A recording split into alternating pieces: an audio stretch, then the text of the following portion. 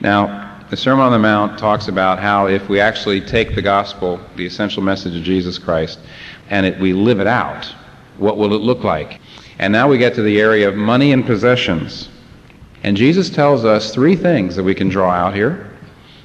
He tells us how money exercises power over us, and then secondly, why money exercises power over us, and then thirdly, how we can break the power. Now, first of all, how money exercises the power over us. And one of the curious things for interpreters or anybody who's reading and trying to understand the passage is this illustration, this little saying about the eye. It says the eye is the lamp of the body, and if your eyes are good, your whole body will be full of light. If your eyes are bad, your whole body will be full of darkness. Now, what that means is very simple. We're in this room, and there's light in this room. And if your eye works, it means if it takes the light in, you will, by the light, be able to move your body through the room. You'll see where the aisle is, and you'll move that way, and, you won't stumble and you won't fall. And all this saying is basically pointing out is if your eye isn't working, even though there's a lot of light all around the rest of your body, your whole body is, in a sense, is in the darkness. If your eye's not working, there's a sense in which there's no other part of your body that can see or take light in and see. So if your eye's not working, your whole body's in darkness, whether or not the whole room's flooded with light, see. In Luke 11 and 12, Jesus uses the same discussion, this illustration, the eye is the lamp of the body. If your eye is dark, your whole body is dark.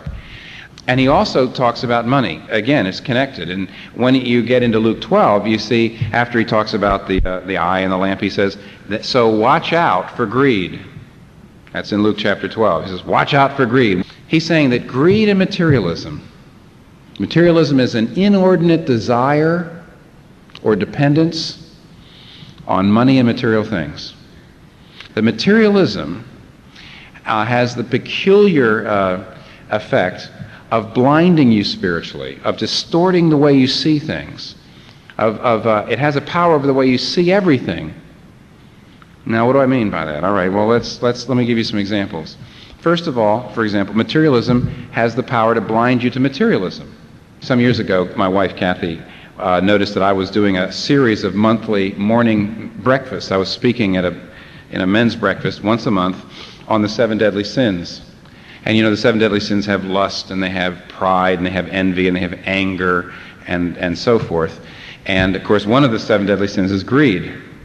And Kathy says, now, are they advertising these things? I mean, are they saying, here's the subject, and then people are bringing their friends? I said, yeah, right, they're advertising. He says, so they'll know when greed, the month that you're speaking on greed. I said, right. She says, watch, the attendance is going to drop. It's just going to go down. They're not going to come out to hear about greed. And she was right. She was right. It was the worst ended of all of them. And I thought about that. Why? I'll tell you why. It's not that they were hostile. It's not that people said, oh, that's a terrible idea. I don't want to talk about greed. I don't want to hear about greed. Oh, no.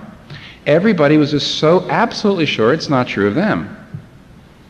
See, this is different than the other sins. This is why Jesus says this is an eye sin. This darkens your eye spiritually. Jesus did not say to anybody, watch out, you might be committing adultery. I mean, if you're committing adultery, you know you're committing adultery. You don't say, oh, you're not my wife. I mean, it doesn't happen, But Jesus has to say, watch out, you might be greedy. You see, because greed hides itself. It blinds you in a way that adultery doesn't, really. I mean, if you're committing adultery. Over the years, as a pastor, I've had people come in to talk to me about sins. But I don't think I ever remember anybody coming to me ever to confess the sin of greed. Now, I know what this means is Jesus is saying, you don't ask. You don't consider the possibility that you're greedy. You just don't think you are. You just say, me, greedy? You think of rich people. You think of people that spend tons of... The trouble is you've all got friends. In fact, most of you even have a relative who's much more kind of extravagant with money than you are. And that's all it takes. All you got to do is know somebody who's really greedy, and you don't even think that you're greedy. You wouldn't even consider the possibility that you're materialistic. If you're there tonight and you say, well, this is not a problem of mine, that's a very bad sign. Jesus is saying, watch out, this is a sin of the eye. It darkens your eye.